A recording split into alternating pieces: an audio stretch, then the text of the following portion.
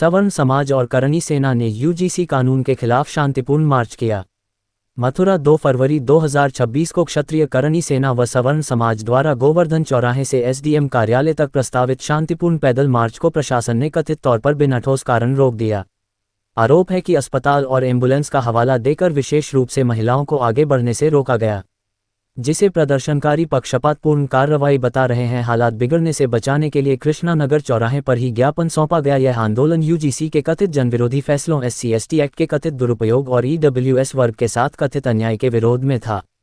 आरोप है कि सवर्ण समाज के साथ किन्नर समाज भी विरोध में शामिल हुआ। शेरगढ़ से तमन्ना किन्नर ने कानून को कथित रूप से गलत बताया। करणी सेना महिला मोर्चा की जिला वरिष्ठ उपाध्यक्ष ज्योति ठाकुर ने आरोप लगाया कि यह कानून सवर्ण समाज के बच्चों के भविष्य को नुकसान पहुंचाने वाला है।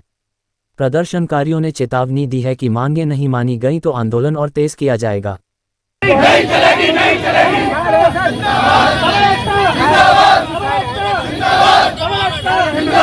समाज की तरफ से एक पैदल मार्च का आयोजन किया गया था, जो कि गोवर्धन चौराहे से डीएम कार्यालय तक हमको जाना था।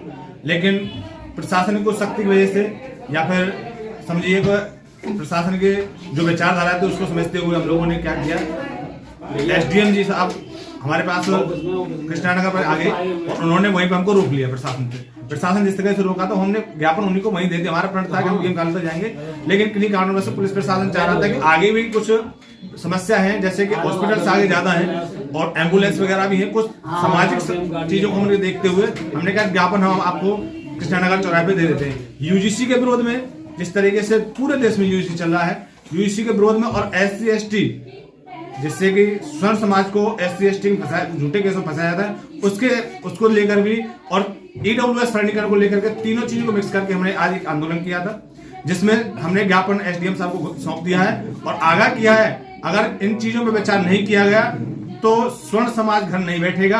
अब रोडों पर आ चुका है। शायद मेरे हिसाब से मथुरा में पहला कार्यक्रम है जो कि रोडों पर हुआ है।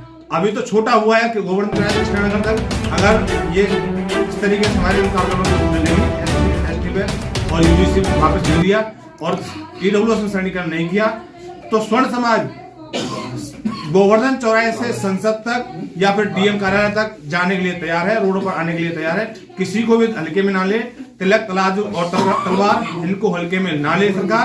हम ताज पहनाना भी जानते हैं, ताज उतारना भी जानते हैं। लेकिन SC ने तो अभी इस पर रोक लगाई हुई है, उसके बाद भी आप ये प्रदर्शन। देखिए, मैं बहुत बहुत धन्यवाद देना चाहूंगा माननीय सुप्रीम कोर्ट का, जिन्होंने किस पर रोक लगाया हुआ है, लेकिन उन्होंने रोक लगाया हुआ है, कानून पूर्णतः खत्म नहीं किया है।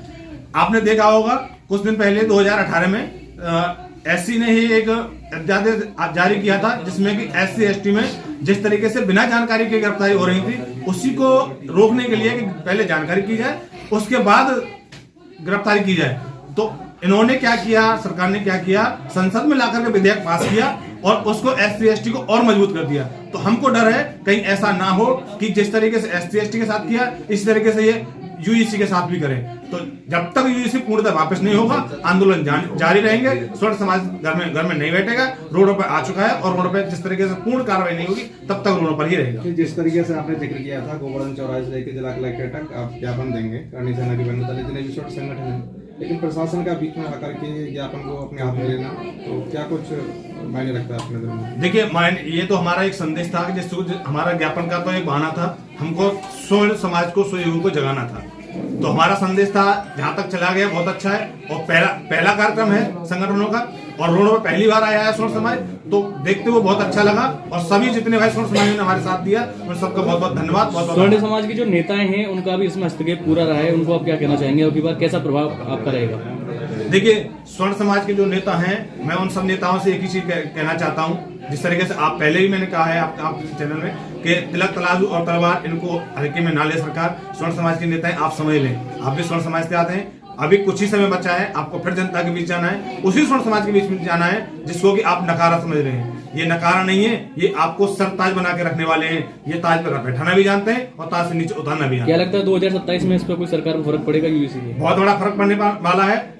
हमारा तो एक ही नारा है, योगी आपसे बैर नहीं और मोदी जी आपकी खैर नहीं। योगी जी के साथ खड़े हैं सभी लोग, लेकिन मोदी जी आप जिस तरीके से हमारे समाज को झुकाने की कोशिश कर रहे हैं, कभी समाज झुकेगा नहीं रुकेगा। मोदी जी की खैर किस प्रकार से नहीं है, क्या एक चेतावनी दे रहे हैं? एक चेतावनी 29 के चुनाव को लेकर के इनको मालूम पड़ जाएंगे 29 से पहले और 27 से पहले एक चुनाव आने वाला है विधानसभा का, जिला पंचायत का। तो जिला पंचायत चुनाव आने वाला, उसी में मालूम पड़ जाएगा इनको जिला पंचायत में क्या होगा। जितने भाजपा से लड़ने वाले स्वर्ण समाज से भाई हैं, आप समझ लें, चेतावनी है स्वर्ण समाज की, आपका रास्ता सरल होने वाला नहीं है।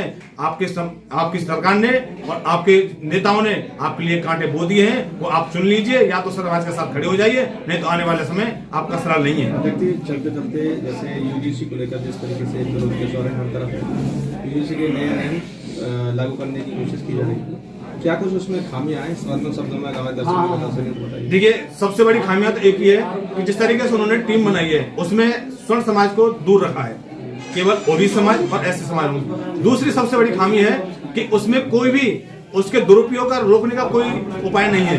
पहले था 2012 के, जैसे अब उन्होंने माननीय सुप्रीम कोर्ट ने लागू किया है कि 2012 में कोई भी गलत लगाएगा उसके खिलाफ कार्रवाई होगी, लेकिन अब उसको भी खत्म कर दिया है। सबसे ज्यादा गलत तो यही है कि जिसके दुरुपयोग रोकने का कानून नहीं है तो उसका दुरुपयोग हो सकता है। स्वर्ण समाज को स्वघोषित अपराधी इन्होंने मान लिया है, तो उसके विरोध में स्वर्ण समाज पूरा रोडों पर है और बड़े आक्रोश भरा हुआ है। ठीक है।